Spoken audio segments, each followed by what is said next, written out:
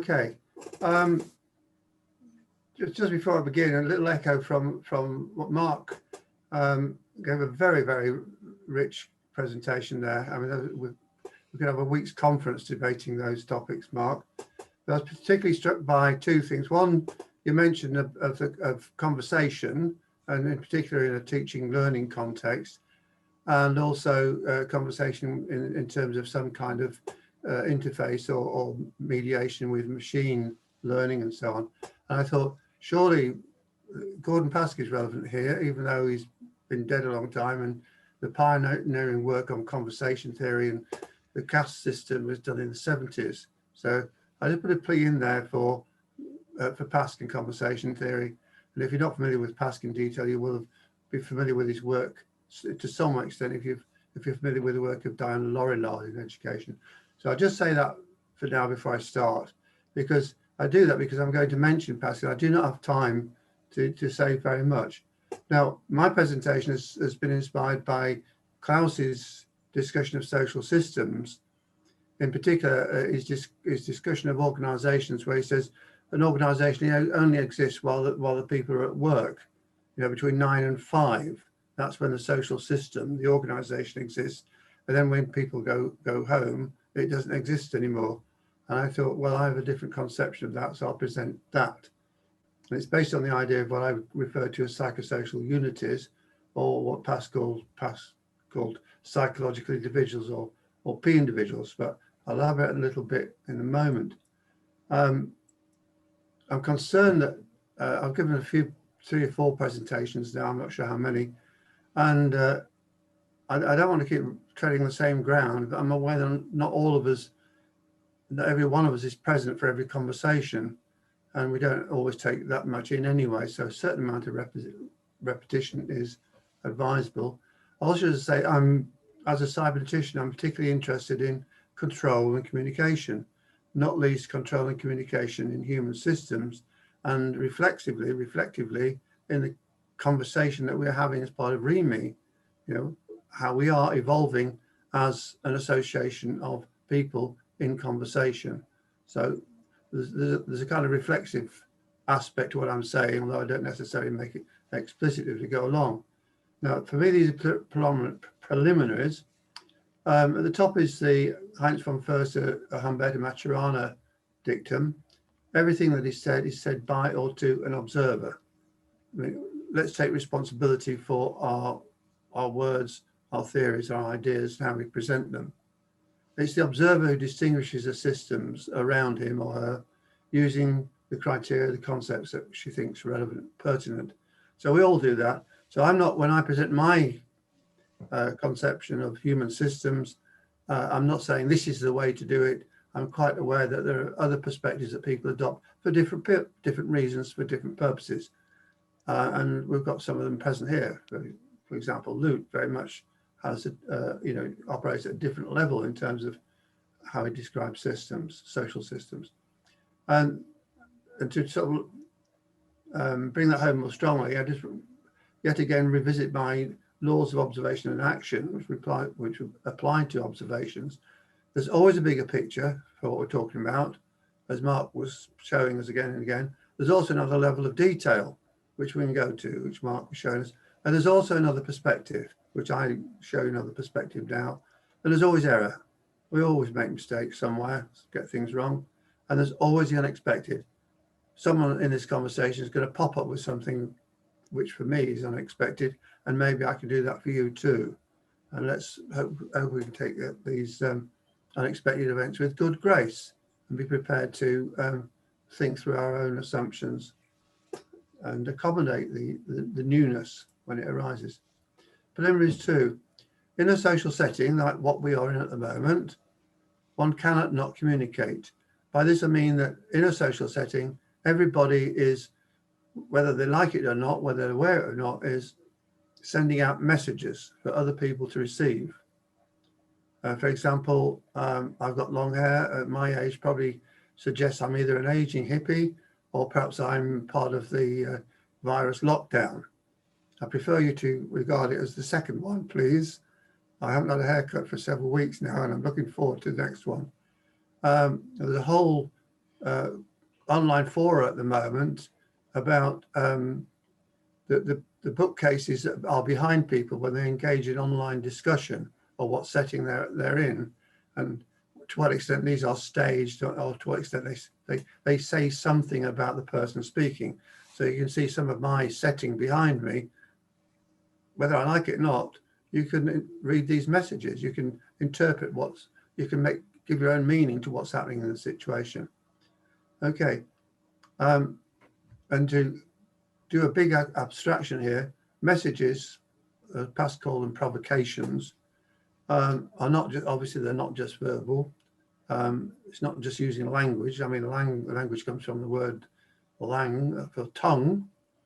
You know, we don't all tongue things, do we? We do all sorts of things which are messages. And basically they are commands, if you like, requests for the receiver to draw distinctions and to cross boundaries, basic laws of form, to call names and to cross boundaries. And we can call these concepts, if you like, to create concepts and to apply concepts. The other big message is, of course, the meaning of a message. This is from Heinz von Förster. The meaning of a message is decided by the receiver. It's always guided by top-down expectations, or anticipations, if you like. We are, all living systems, anticipatory systems to some extent.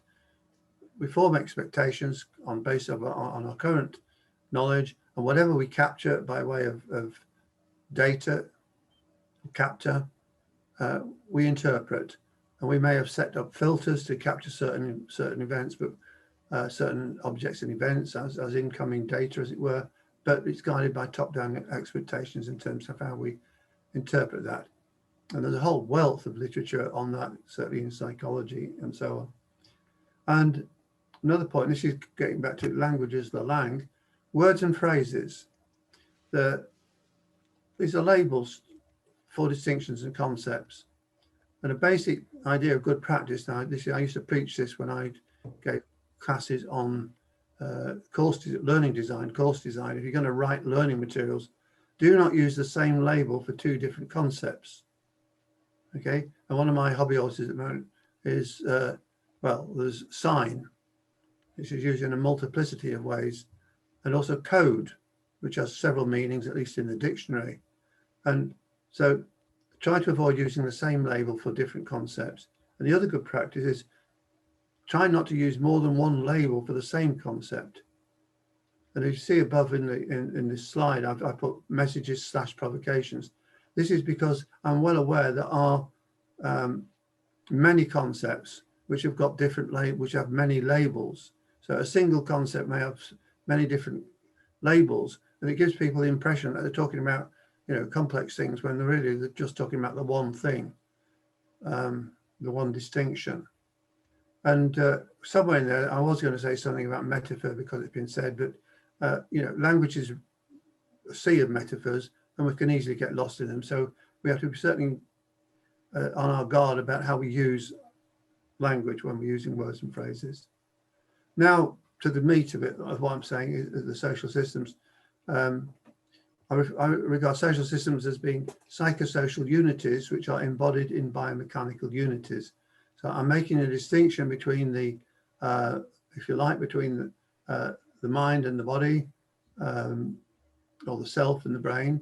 But I'm calling it the self, the symbolic part, whatever you want to call it, the mind part, I'm referring to as a psychosocial unity, because we human beings are constituted through social interaction. From being small infants, we grow up, we acquire, in a social setting, we acquire concepts of self and other, and we engage in internal conversations with ourselves. So we are conversational entities, we are psychosocial unities, and we are embedded in other psychosocial unities in which we are participants in a social system. So this is just my version of past talking about P individuals and M individuals. The point being that one psychosocial unity, for example, the Club of Remy conversation, is embodied in several different biological unities with their augmentations, different bodies. So we've got one psychosocial system, several bodies. And in the case of an individual person, we have one body, and with the internal conversation, the internal perspectives, we have an internal conversation, an internal psychosocial unity. Now, the key thing where I differed from both Klaus and Luhmann, before we don't want to go down that route at the moment, is that participants in a psychosocial unity, the members of a collective who are in conversation with each other, conceptualize themselves as members of the system. So we regard ourselves it's our perspectives. We see ourselves as part of a culture, as part of a society, as members of an organization, as participants in an assembly or an institution. So far so good. I hope you're happy with that. This is why, differing from Klaus, I would say that as participants in social systems, when we go home from work to the family or to the television, we do not stop being a participant in the work system. We continue to think about it and conceptualize it.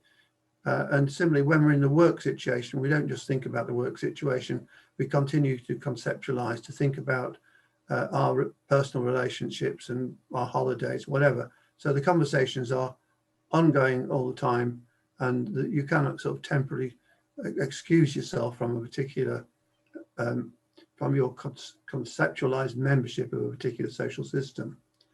Now, I've introduced the word institution here because it's very extant in both social psychology and sociology and other places. And it's an alternative to the term social system. In fact, culture, society, institution, organization, social system, none of these concepts, none of these labels are clearly distinguishable concepts. There's overlap, there's family resemblance between them all. So clear definitions are hard to find.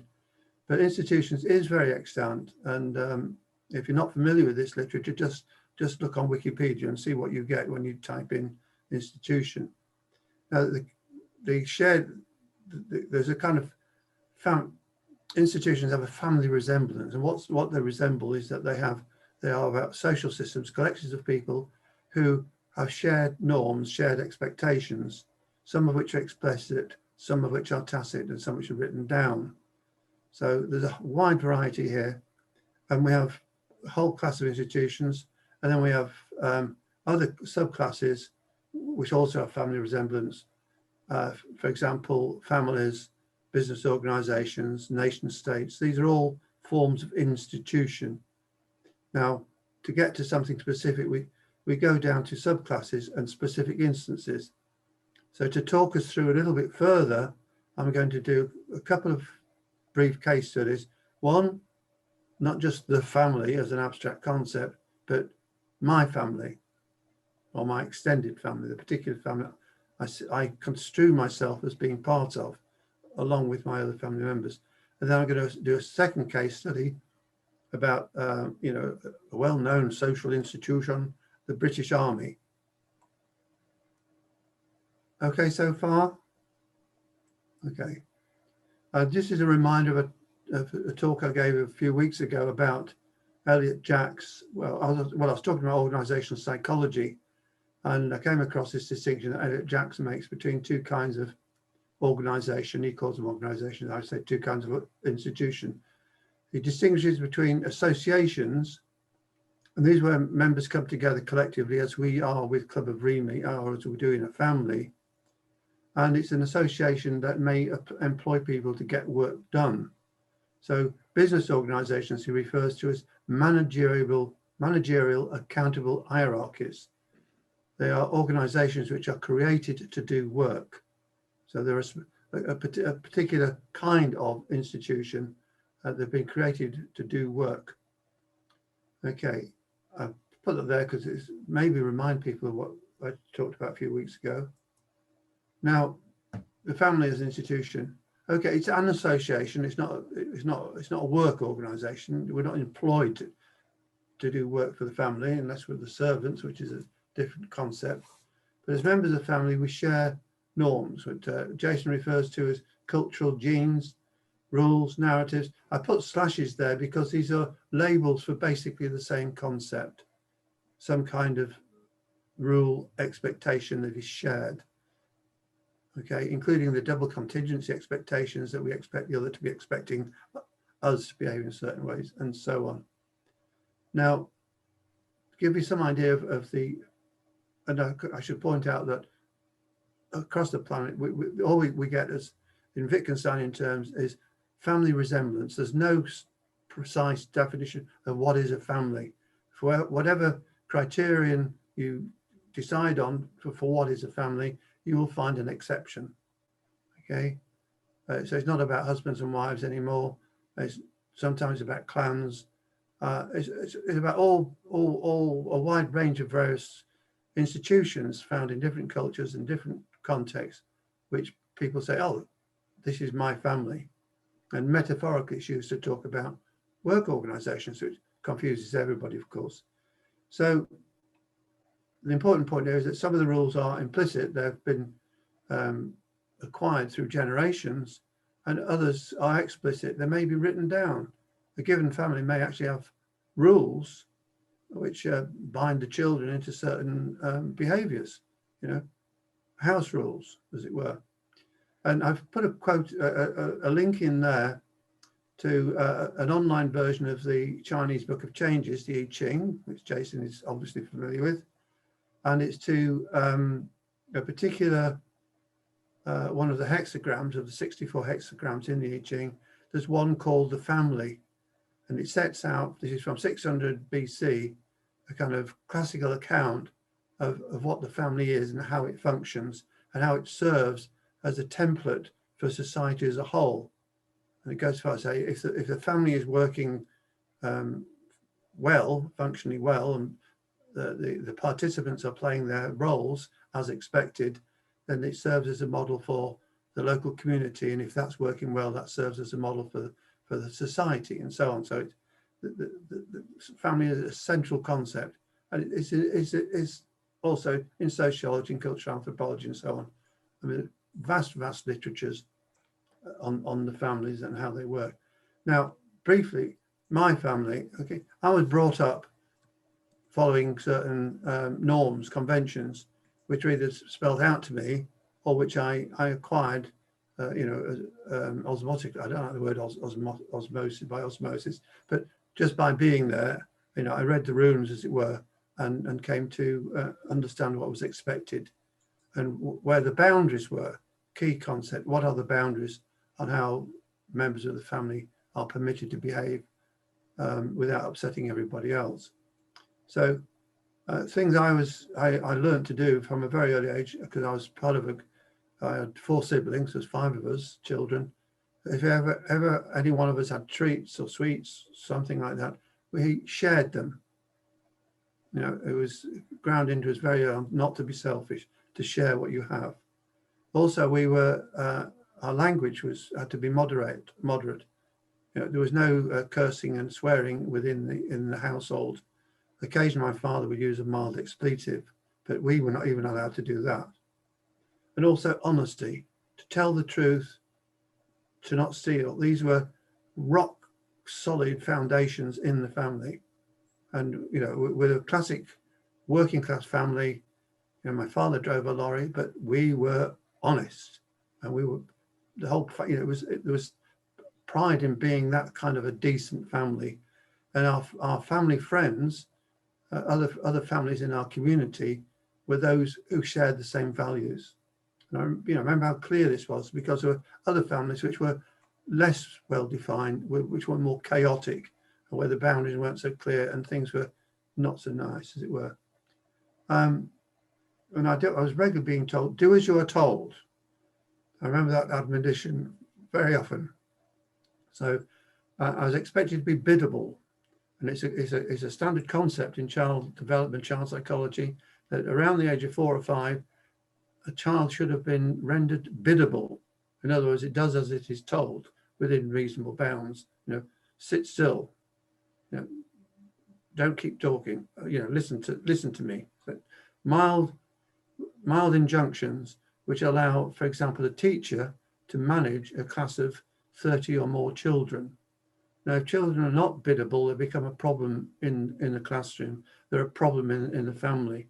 So you have these disorganized, chaotic families where the children are not biddable.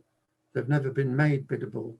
In the terms again of another hexagram in the I Ching, if you don't tame little pignuts to behave well, they grow up to be big pigs who rampage around, causing problems. So they in a nutshell is why a well-ordered family is a jolly good thing in general for society.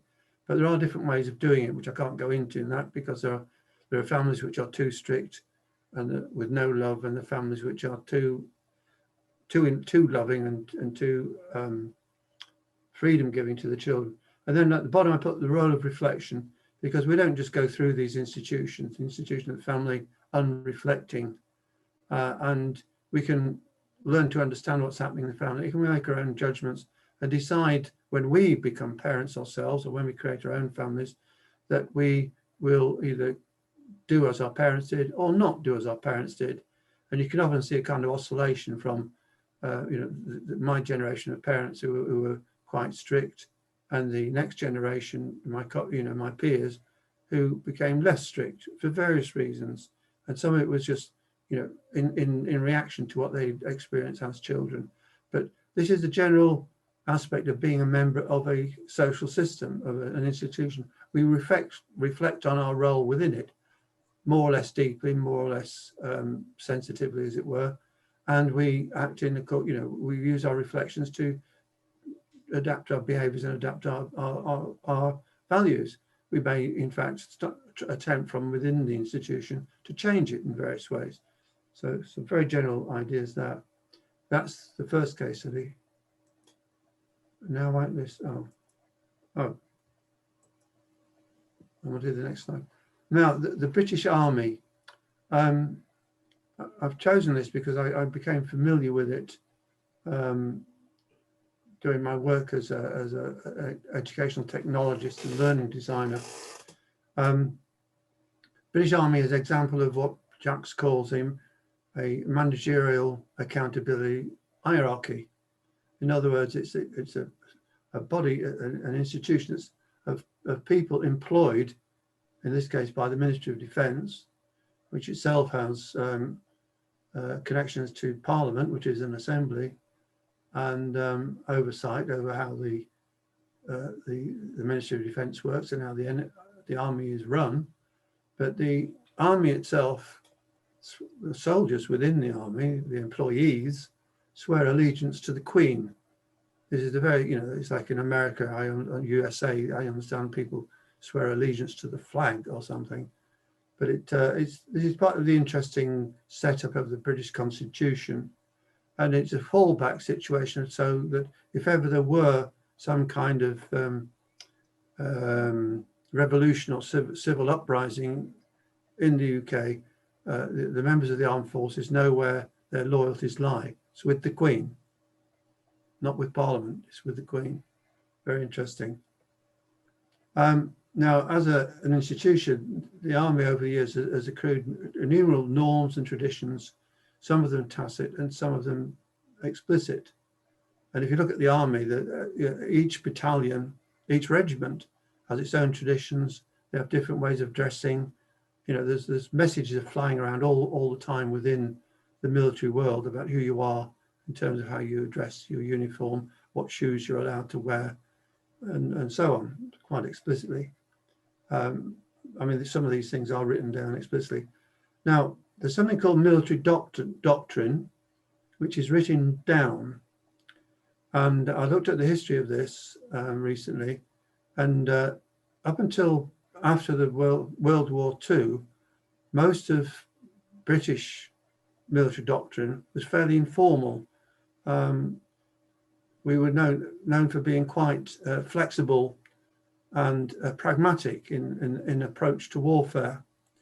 And bit by bit, since the 40s, 50s, 60s, 70s, particularly after the 70s, military doctrine has been more and more written down, or I could say encoded, using another ambiguous word, but it's been written down. And as part of military doctrine, one of the main texts begins with this definition: fighting power is the ability to fight. And by the early 90s, the British military had created a Directorate General Development and Doctrine, DGD&D, to oversee the creation of doctrine, or the writing down of doctrine, or the specifying of what doctrine is. And it also created a centre, which is part of the UK Defence Academy, where I encountered this, the Development Concepts and Doctrine Centre. And the military love acronyms, so it's the DCDC. Now, to give you some, if you want access to the doctrine as it exists, there's this link here. You can find it online. This is public. It's publicly available. You can go and read Army Doctrine Operations. And I was amused to discover that there's a spelling error in the URL. And chapter 2 explains what military doctrine is all about. Now, when I was working in my last job, I was, I say, learning designer, education technologist, and I helped the military develop distance learning materials for Army officers, young Army officers who are out in the field. And rather than bring them back into classrooms, the Army decided to send out distance learning materials, rather like the Open University does in the UK. And the first version was this book pack, which you see a photograph there. And here I've got, this is it, A4 size. This is Module 2, the British approach to operations, which outlines the main facets of military doctrine. And I have this book back in my study because of my work with the military. They gave me one as a present. The following year, everything was put online electronically. Well, it was put on DVD initially and then later online. So everything went multimedia the following year. But I really enjoyed this book pack. It's full of, you see, it's full of wonderful illustrations, photographs, diagrams, and so on. And as a piece of distance learning material with assessments and statements of learning outcomes and summaries, it's a model of best practice, thanks to me, he said immodestly. Now, this is one of the pages in this book. And if you recall, I said that fighting power is defined as the ability to fight. Now, this is showing what fighting power consists of. And I hope you can read this. It shows that there are 3 main components. On the left-hand side, we have the physical component, the means to fight. It's also known as combat power because that's what the Americans call it. That's their label for the same concept. And it's down to things like manpower, equipment, logistics, training, and readiness. So that's fairly obvious what it is. Now, on the right-hand side, there's something called the moral component, the ability to get people to fight. And this is about motivation, leadership, and management. Okay, that's what it's about. Now, right at the top is the conceptual component, the thought processes or process. And within that, you've got the principles of war, which are adapted from Sun Tzu, ancient Chinese wise man about the art of war. Again, Jason can tell us all about that. There's military doctrine, which I've already referred to, which is now written down. So military doctrine itself refers to itself and explains what it is, which I found quite interesting. And then there are processes by which military doctrine is developed. So I'll go on a little bit. This, first of all, is a distinction between different levels of doctrine. So at the top, we've got level of principles, military strategic. Middle level is higher level, is theatre of instruction, general principles and practices. And down at the bottom level, you've got the tactical, you know, guides for instruction at the ground, training, tactical. This is the tactical level, and there will be some overlap, but all this doctrine is embodied in now is now documented, as I say, written down and coded. There's the general, at the top we've got British military doctrine as the oversight of what military doctrine is, which is what I mean. And then you've got sort of subtext, and they've all got acronyms. I'll just give you some examples. Army Doctrine Publication is an ADP. Down at the bottom we have LCH, Land Component Handbook, AFM's Army Field Manual Series, TAMs are Technical Aid Memoirs, and so on. So this is just a gloss over a massive detail, but it's now all organized and written down. That's the point.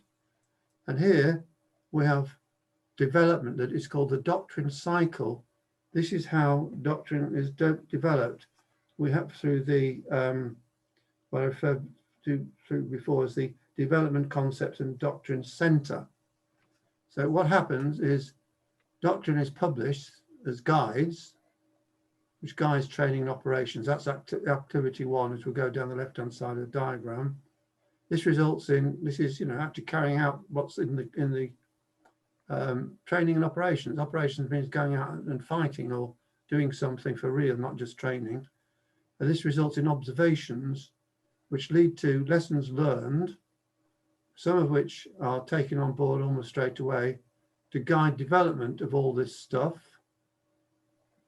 you know, the published doctrine. There's also the development or the creation of new concepts, and the new concepts are submitted to the, what is it, ADC? No, I've forgotten. Anyway, some doctrine center kind of advisory thing. No, it's I've written it down. No, it's like a board, a committee that oversees these new submissions, and it may result in what's called doctrine notes, and as the lessons learned may also result in new doctrine as doctrine notes, which at some point, having been applied, become endorsed by this ADC and become part of new doctrine. So I like this. It's very, you know, it's nice circular causality. I think a nice system of apply, reflect, and revise. So that's it. But I thought it was interesting to look at a particular institution where you've got a mix of the written down, the encoded, and the centuries of tradition, which is not written down. And that's the end of my presentation.